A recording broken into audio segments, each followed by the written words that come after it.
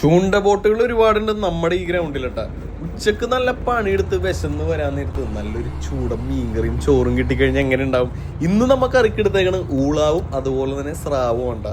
സ്രാവും ഊളാവും കൂടി നമ്മുടെ അനിച്ചേട്ടനും അതുപോലെ സഞ്ചപ്പൻ ചേട്ടനും കൂടി വാശിക്കിരുന്ന് കട്ട് ചെയ്ത് രണ്ടുപേരും പീസാക്കിയിട്ട സവാള, തക്കാളി, പച്ചമുളക് അങ്ങനെ ആവശ്യമുള്ള സംഭവങ്ങളെല്ലാം കട്ട് ചെയ്തിട്ടുണ്ട്.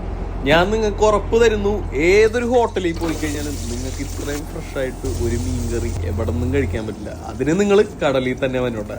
മഞ്ഞപ്പൊടി, കുരുമുളക് പൊടി, അതുപോലെ തന്നെ മല്ലിപ്പൊടി, മുളക് പൊടി, പിന്നെ അതുപോലെ തന്നെ പുളിവെള്ളം എല്ലാം ഒഴിച്ച് നല്ല അടിപൊളി ഒരു ഗ്രേവി ക്രിയേറ്റ് ചെയ്തെടുത്തിട്ടാ നമ്മുടെ സഞ്ചപ്പൻ ചേട്ടൻ. അതിനകത്തേക്ക് വാളംപുളി ഇട്ട് പിന്നെ അവസാനമാണ് ഇവര് തക്കാളി ഇടണേട്ടാ. പിന്നെ നമ്മൾ കട്ട് ചെയ്ത് വെച്ച മീനും അതായത് ഊളാവും സ്രാവും എല്ലാം ഇട്ടിട്ട് നന്നായിട്ടൊന്ന് ഇളക്കി അങ്ങോട്ട് ഇടത്താ. ഒരു 10-20 മിനിറ്റ് വേവിച്ചപ്പോഴേക്കും നമ്മുടെ മീൻകറി ഇവിടെ ഉഷാറായിട്ട് റെഡി ആയിട്ടാ. കളർ അങ്ങോട്ട് നോക്കി നല്ല ചൂട് ചോറും അതുപോലെ തന്നെ മീൻകറിയും എടുത്തിട്ടാ. നിങ്ങൾ ഒരാൾക്ക് ഇത്ര പീസ് കൊടുക്കണിട്ട് നിങ്ങൾ പറയരുത് ഒരുപാട് മീനുണ്ടല്ലോ ഇഷ്ടം പോലെ കഴിച്ചുകൂടെയെന്ന്. അങ്ങനെയല്ലടാ, ഞങ്ങൾ എല്ലാ ദിവസവും കഴിക്കണ മീനാണ്. അപ്പൊ ചില സമയങ്ങളിൽ കഴിക്കാൻ നേരത്തൊക്കെ നമുക്ക് മതിയായി പോകും. എന്നാലും എനിക്ക് മതിയായില്ല. ഞാനൊരു 3-4 കഷ്ണം മീനും അതുപോലെ കുറച്ച് ചോറ് കഴിച്ചു കഴിഞ്ഞ് കഴിഞ്ഞപ്പോ ഒരു തലക്കഷ്ണവും അങ്ങോട്ട് വാങ്ങിച്ച്. തലക്കഷ്ണം എന്ന് വെച്ച് കഴിഞ്ഞാൽ സ്രാവിന്റെ തലക്കഷ്ണം ഉണ്ടാ. നമ്മ പന്തിയിൽ പക്ഷാവേദം പാടില്ലെന്നാണല്ലോ പറയണത്. എനിക്ക് വിശന്ന് കഴിഞ്ഞപ്പോ ഞാനൊരു തലക്കഷ്ണം തരുമെന്ന് വെച്ച് നമ്മുടെ സഞ്ചപ്പൻ ചേട്ടൻ തലക്കഷ്ണം ഇട്ടെന്ന് അത് ഞാനിങ്ങനെ കടിച്ചു പറിച്ചുകൊണ്ടിരിക്കുകയാണ്. അടിപൊളി.